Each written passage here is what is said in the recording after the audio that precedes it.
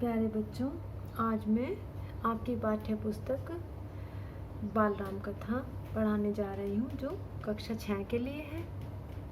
तो अब तक आपने पढ़ा कि किस तरह से राम, लक्ष्मण, भरत और शत्रुघ्न का विवाह हो जाता है चारों बहनों के साथ में, और शादी के बाद में वो लोग आ जाते हैं वापस अयोध्या।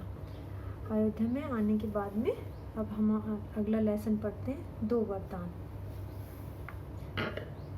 राजा दशरथ के मन में अब एक ही इच्छा बची हुई थी, राम का राज्याभिषेक। जब चारों भाइयों की शादी हो जाती है, वे वापस आ जाते हैं, तो राजा दशरथ का मन किया कि अब मैं राम का राज्याभिषेक कर दूं, राम को राजा बना दूं, क्योंकि मुझे लगता है कि मैं अब बूढ़ा हो गया हूँ। उन्हें युवराज का मुझे पद दे देना चाहिए। अयोध्या लौटने के बाद से ही उन्होंने राम को राजकाज में शामिल करना शुरू कर दिया था। राम यह जिम्मेदारी अच्छी तरह से निभा रहे थे। उनकी विनम्रता, विद्वत्ता और पराक्रम का लोहा सभी मानते थे। यानी कि राम बहुत ही अच्छे थे, विद्वान भी थे, ज्ञानी भी थे बहुत ही, और पराक्रमी थे, यानी कि साहस था उनके अंदर युद्ध लड़ने का। प्रजा उनसे बहुत ही खुश थी। राजा के लिए वह प्राणों से भी प्यारे थे। राजा दशरथ सबसे ज़्यादा प्यार अपने बड़े बेटे श्री राम को ही करते थे। दरबार में राम का सम्मान निरंतर बढ़ता जा रहा था कि राम सबको खुश रखते थे, तो उनका जो है सभी इतना आदर करते थे। राजा दशरथ वृद्ध हो चले थे। वृद्ध मीन्स बूढ़े। राजा दशरथ जो है बूढ़े होते जा रहे थे। मुनि वशिष्ठ से विचार विमर्श के बाद एक दिन उन्होंने दरबार में कहा कि मुनि वशिष्ठ कौन थे? उनके राजगुरु जो थे, मुनि वशिष्ठ था उनका नाम। तो एक दिन उन्होंने उनसे कहा कि मैंने लंबे समय तक राजकाज चलाया है, जैसा बन पड़ा मैंने वैसा ही किया। अब मेरे जो अंग हैं शिथिल हो गए हैं, यानी कि अब मैं बूढ़ा हो गया हूँ, मेरे हाथ पैर ज़्यादा काम नहीं करते, अब मैं वृद्ध हो गया हूँ। मैं चाहता हूँ कि यह सारा कार्यभार मैं राम को सौंप दूँ। अगर आप सब सहमत हो तो, अगर आपकी सभी की सहमति हो तो मैं राम को युवराज का पद देना चाहता हूँ। तो ऐसा करने के लिए उन्होंने अपने विचारों को एकदम तैयार कर लिया। सभा ने तुमुल ध्वनि के साथ में राजा दशरथ के प्रस्ताव का स्वागत किया। जब राजा दशरथ ने यह बात सभा में सभी लोगों को बताई कि मैं ऐसा करना चाह रहा हूँ, तो वहाँ जो लोग सब जय जयकार उनकी करने लगे और सब खुश हो गए। इस प्रस्ताव से सब एकदम से खुश हो गए, क्योंकि वहाँ की प्रजा यही चाहती थी कि राम को राजा बना दिया जाए। राम की जय जयकार होने लगी। दशरथ थोड़ी देर तक तो सुनते रहे, और फिर वो अपना आराम से संतोष के साथ में उन्होंने कहा कि शुभ काम में देर नहीं होनी चाहिए। मेरी इच्छा है कि राम का राज्याभिषेक हम कल सुबह ही कर दें। यह समाचार पलक झपकते ही पूरे नगर में सब जगह फैल गया कि कल राम का राज्याभिषेक होना है। हर जगह उसी की चर्चा होने लगी। राज्याभिषेक की तैयारियां शुरू हो गई। भरत और शत्रुघ्न उस समय अयोध्या में नहीं थे। भरत और शत्रुघ्न जो हैं उस समय अयोध्या में थे नहीं, वो लोग अपने नानी के यहाँ गए हुए थे। भरत अपनी नानी के यहाँ गए हुए थे, दोनों वह अपने नाना के राज के यहाँ गए हुए थे। तो भरत की माँ का नाम है केकई, और केकई के पिता का नाम है केके राज में के यहाँ जो है भरत अपने नाना के यहाँ चले गए थे। भरत जब भी अयोध्या वापस लौटने की बात करते, नाना उन्हें रोक लेते। भरत को अयोध्या की घटनाओं के बारे में कुछ भी पता नहीं था, कोई सूचना नहीं थी। उन्हें अपने पिता के निर्णय के संबंध में भी कुछ भी नहीं पता था, और यह भी जानकारी नहीं थी कि अगले दिन राम का राज्याभिषेक होने वाला है। तो भरत कुछ नहीं जानते थे इस बारे में। केके से एक दिन में भरत और शत्रुघ्न का आना संभव नहीं था। केके जो देश था और अयोध्या में बहुत ही ज़्यादा डिस्टेंस था, बहुत दूर था वो, कि एक दिन में वहाँ से कोई भी आ जा नहीं सकता था। राजा दशरथ ने इस संबंध में राम से चर्चा की। कहा कि भरत यहाँ नहीं है, पर मैं चाहता हूँ कि राज्याभिषेक का कार्यक्रम न रोका जाए। उन्होंने बोला दशरथ ने कि मैं जानता हूँ कि भरत और शत्रुघ्न यहाँ नहीं है, लेकिन मेरी इच्छा है कि राज्याभिषेक का काम नहीं रुकना चाहिए, क्योंकि एक मुहूर्त होता है, एक टाइम होता है, वो टाइम निकल जाएगा। उन्होंने राम से कहा कि जनता ने तुम्हें अपना राजा चुना है, तुम राजधर्म का पालन करते हो, कुल की मर्यादा की रक्षा अब तुम्हारे ही हाथ में है। राज्याभिषेक की तैयारियां शुरू हो गई। रानी केकई की दासी से यह बात जो है देखी नहीं गई। रानी केकई की एक दासी थी जिसका नाम था मंथरा। उस मंथरा से यह बात बिल्कुल नहीं देखी गई कि राम का राज्याभिषेक हो रहा है। शुरू में तो उसे यह चहल पहल का कारण समझ में नहीं आया कि किस वजह से इतनी चहल पहल हो रही है। बाद में उसे जब पता चला कि इतनी रौनक, ऐसी सजावट ये किस लिए हो रहा है, तब उसे एकदम से अचंभा हुआ। फिर उसने अपनी रानी कौशल्या की दासी, उसकी जो कौशल्या जो माता है, उनकी दासी से पूछा कि ये सब कैसे क्यों हो रहा है। तब उसने बताया कि ये राम के राज्याभिषेक की तैयारी हो रही है, राम का राज्याभिषेक होने वाला है, उसी का हम उत्सव मनाने वाले हैं। मंथरा एकदम से जल भुन गई। अब मंथरा को जैसे ही पता चला तो वो तो एकदम जल गई कि ये कैसा है, मुझे तो कुछ पता ही नहीं।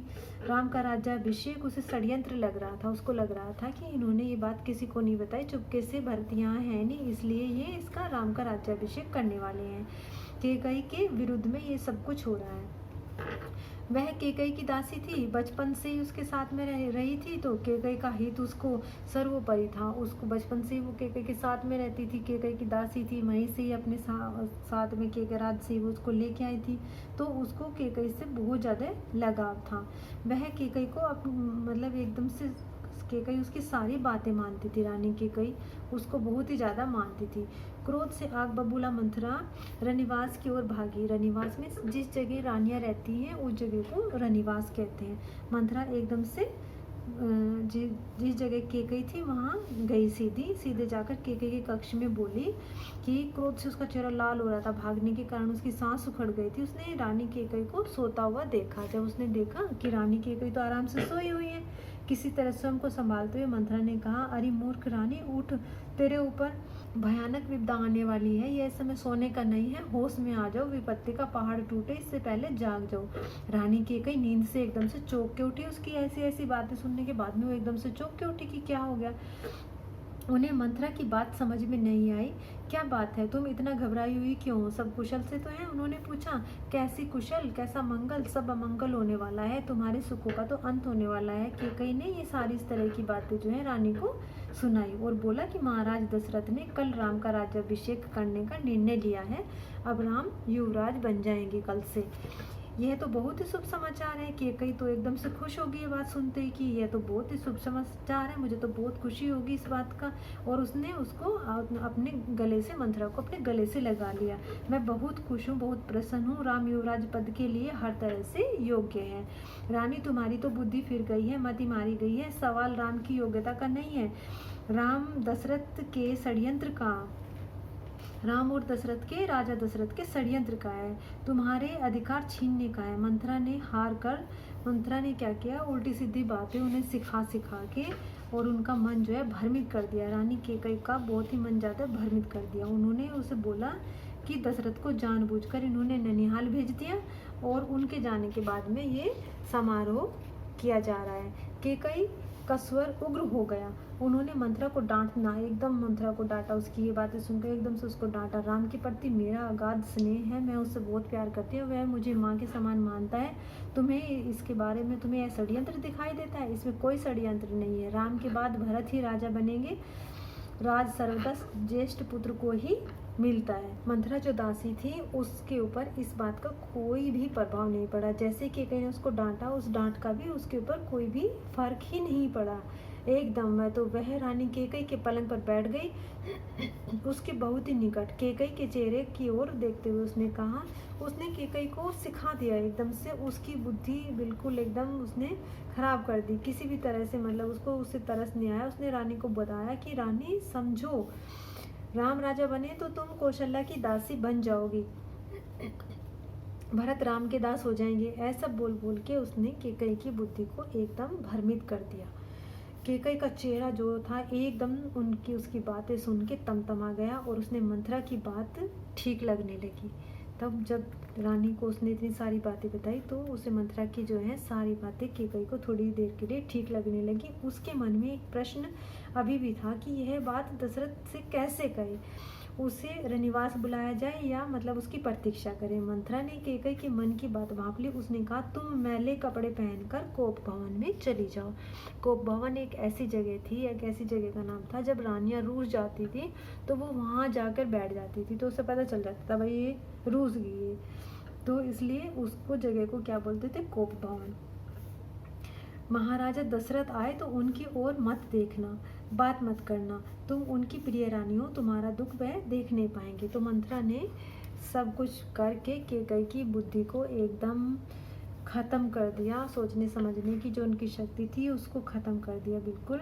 और मंथरा ने बोला कि मंथरा का जो लक्ष्य था वो पूरा हो गया। चलते चलते उसने रानी केकई से कहा कि राम के लिए तुम 14 वर्ष का वनवास मांग लेना और भरत के लिए राज्य। भरत इतने समय में राजकाज संभाल लेंगे, जब तक राम लौटेंगे लोग उन्हें भूल चुके होंगे। अब जल्दी करो रानी, समय बहुत ही कम है। ऐसा उसने उसको भ्रमित करके यहाँ तक उसका दिमाग केकई का ऐसा बना दिया। रानी केकई को भवन चली गई। मंथरा वापस रनिवास से बाहर निकल गई। दिन भर की गहमा गहमी के बाद राजा दशरथ को रानियों की याद आई।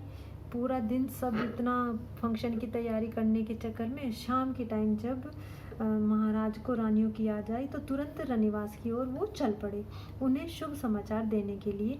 सबसे पहले वह केकई के कक्ष की ओर मुड़े। केकई वहाँ नहीं थी। प्रतिहारी से पूछा, पता चला कि कोभवन में है। दशरथ को एकदम से चिंता हो गई, क्योंकि कोभवन एक ऐसी ही जगह का नाम था। तो दशरथ को एकदम से चिंता हुई, केकई कोभवन में, परंतु क्यों? क्या इसलिए कि उन्हें अब सूचना नहीं मिली? मैं उन्हें अवश्य मनाकर लेकर आऊँगा। तो उसको लगा कि क्या इसलिए रूस गई वो, इसलिए रूस के कोभवन चली गई कि मतलब उनको सूचना नहीं मिली कि राम का राज्याभिषेक होने वाला है। तो चलो कोई बात नहीं, मैं उनको अवश्य ही मनाकर लेकर आ जाऊंगा, राजा दशरथ ने सोचा। दशरथ कोप भवन का दृश्य देखकर एकदम हैरान रह गए। उन्हें कुछ ही समझ में नहीं आया। केकई जमीन पर लेटी हुई है, बाल बिखरे हुए हैं, गहने कक्ष में बिखरे हुए पड़े हैं और मैले कपड़े उन्होंने पहने हुए हैं। तुम्हें क्या दुख है? क्या हुआ तुम्हें? मुझे बताओ। अस्वस्थ हो यानी कि कहीं बीमार तो नहीं हो? राजवैद्य को बुलाऊं? राजा दशरथ ने कई सवाल पूछे, कोई उत्तर ही नहीं मिला। केकई बस रोती रही। तुम मेरी सबसे प्रिय पत्नी हो, मेरी सबसे प्रिय रानी हो। मैं तुम्हें प्रसन्न देखना चाहता हूँ। तुम्हारी खुशी के लिए मैं कुछ भी कर सकता हूँ, कुछ भी धरती आसमान नहीं कर सकता हूँ। दशरथ ने केकई को मनाने का बहुत ही प्रयत्न किया, लेकिन उन्हें फिर भी कोई उत्तर नहीं मिला। दशरथ भी भूमि पर ही बैठ गए। दशरथ भी केकई के पास भूमि पर ही बैठ गए। विनती उनसे करने लगे। मैं बीमार हूँ, केकई ने कहा। मैं अपनी बीमारी के संबंध में आपको बताऊंगी, पहले आप मुझे वचन दें। मैं जो मांगू आप वही पूरा करेंगे। तो केकई ने बोला कि मैं अपनी समस्या के बारे में आपको बताऊंगी, लेकिन उससे पहले आप मुझे वचन दो, मैं जो मांगू आप उसे पूरा करोगे। राजा ने तत्काल हाँ भी भर दी। कहा, मैं राम की सौगंध खाकर कहता हूँ, तुम्हारी हर इच्छा को मैं पूरी करूँगा। राजा दशरथ ने राम की सौगंध ली तो केकई एकदम से उठकर बैठ गए। आप मुझे वे 2 वरदान दीजिए जिनका संकल्प आपने वर्षों पहले रणभूमि में मुझसे किया था। एक बार रणभूमि में राजा दशरथ के साथ में केकई भी थी, तब केकई ने उनकी जान बचाई थी, राजा दशरथ की जान बचाई थी। तो उस वक्त राजा दशरथ ने केकई को बोला था कि आप मेरे से कोई भी 2 वरदान मांग सकती हो। तो केकई ने वो 2 वरदान मांगने से इनकार कर दिया था कि महाराज मुझे जिस वक्त ज़रूरत होगी मैं तब मांग लूँगी। तो केकई उन दोनों वरदानों को राजा दशरथ से आज मांगने के लिए बोल रही है। महाराज दशरथ ने हाँ भी भर दी। कल सुबह राज्याभिषेक भरत का हो, राम का नहीं। केकई ने बोला कि कल सुबह जो राज्याभिषेक होगा वो भरत का होना चाहिए, राम का नहीं। केकई ने कहा। राजा दशरथ एकदम से चौंक गए कि ये क्या हो गया। उन पर तो वज्रपात, जैसे वज्र एक जो है एक अस्त्र का नाम है, तो ऐसा लगा जैसे उनके ऊपर वो उसका प्रहार किसी ने उसको मार दिया हो। थोड़ा रुककर केकई बोली, राम को 14 वर्ष का वनवास हो। ये 2 वरदान जो थे उन्होंने राजा दशरथ से मांगे। राजा दशरथ का चेहरा एकदम से सफ़ेद पड़ गया और वो बिल्कुल अवाक रह गए, एकदम चुप शांत एकदम, और उनका सिर चकराने लगा। वे मूर्छित होकर जमीन पर गिर गए। ये दोनों वरदान मांगते ही राजा दशरथ मूर्छित होकर एकदम बेहोश होकर जमीन पर गिर गए। कुछ देर में राजा को होश आया। केकई की ओर उन्होंने देखा, बड़े कातर भाव से बोले, यह तुम क्या कह रही हो? मुझे विश्वास ही नहीं होता कि मैंने सही सुना है। केकई अड़ी रही। केकई अपनी बात पर एकदम अड़िग हो गई, वहीं अड़ी रही। दशरथ केकई की मांग को अस्वीकार करते रहे, मना करते रहे कि ऐसा मत करो, अनर्थ बातें मत करो। तब केकई ने अंतिम हथियार चलाया। तो केकई ने उनको बोला, अपने वचन से पीछे हटना रघुकुल का अनादर है। आप चाहें तो ऐसा कर सकते हैं, पर तब आप दुनिया को मुंह दिखाने के योग्य नहीं रहेंगे। यह मेरी बात है। और रही बात मेरी, आप वरदान नहीं देंगे तो मैं विष पीकर आत्महत्या कर लूँगी। यह कलंक भी आपके माथे पर ही जाएगा। राजा दशरथ यह सुनकर, यह बिल्कुल सुन ही नहीं सके वो तो ये बात। और फिर वो क्या हुआ, ये बातें सुनकर दोबारा से बेहोश हो गए। दोबारा बेहोशी हो गई उनको। रात भर बेसुध पड़े, रात भर बेहोश रहे। बीच बीच में होश आता, वह केकई को समझाते, उसके सामने रोते, गिड़गिड़ाते, उसको धमकाते, डराते, पर केकई टस से मस नहीं हुई और सारी रात इसी तरह से बीत गई। बस बच्चों, आज का चैप्टर यहीं ख़त्म होता है। अब हम अगले हफ्ते दूसरा चैप्टर पढ़ेंगे।